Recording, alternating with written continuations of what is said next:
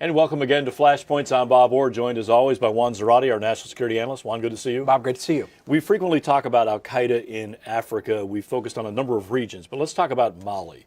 We know about the French offensive there to kind of clean out the radical insurgents and Islamists there. Where does that conflict stand? Well, the conflict continues, Bob, and you see a lot of concern in France that what was sort of billed as a quick action to support the Malian government to push back the offensive from the Al-Qaeda and the Islamic Maghreb group coming from the north.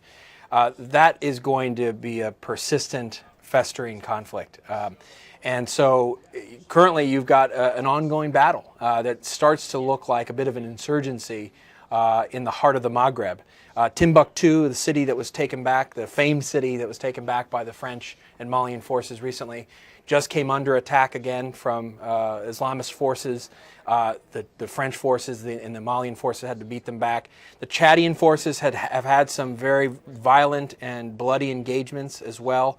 And you have a sense in the region that this is going to persist for some time, especially if there isn't political resolution in the capital Bamako, and there isn't a resolution between the north and the south. And so this isn't going to go away, and I think that's part of the reason we're talking about it. This is an issue that may be off the headlines today, but is going to remain a serious security issue for some time. The French are very forward-leaning here. They've been very aggressive, taking the fight to the radical Islamists.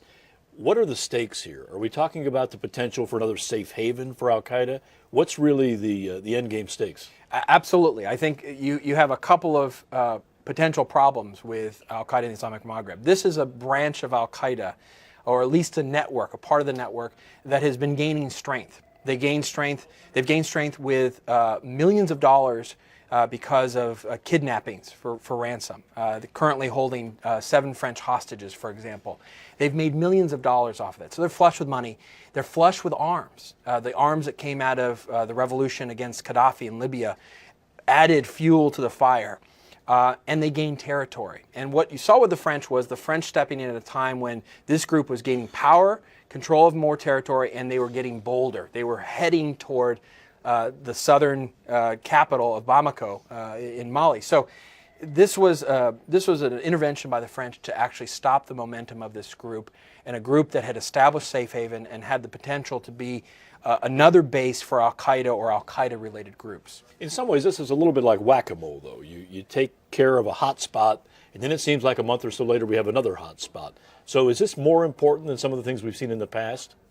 Well, I think it's part of the same ongoing fight against these terrorist groups. And I think to think Pollyannishly that the fight against terrorism is simply limited to Afghanistan or Pakistan is not to realize that you have other safe havens or pockets of instability where these Al-Qaeda-related groups have taken hold, either taking advantage of existing conflicts or have just taken hold of advantages. Places like Yemen, places like Somalia, places like the Maghreb, places in Central Asia, even some resurgence in parts of Southeast Asia. So this is part of a broader dynamic. What makes this so important was that this group was gaining momentum, gaining territory, imposing its own law, and frankly, creating great instability in Western Africa and Francophone Africa, and that's why the French stepped in. So this is about stopping the momentum. That's right, and we'll see here, Ban Ki-moon's talking about 11,000 peacekeepers to convert the African troops that are there. This is a long-term effort. The UN's going to get involved. The French are going to be involved for a while. All right. Again, we'll keep an eye on that one. Juan, thanks very much. Thank you, Bob. And thanks to you for watching Flashpoints. I'm Bob Orr. We'll see you next time.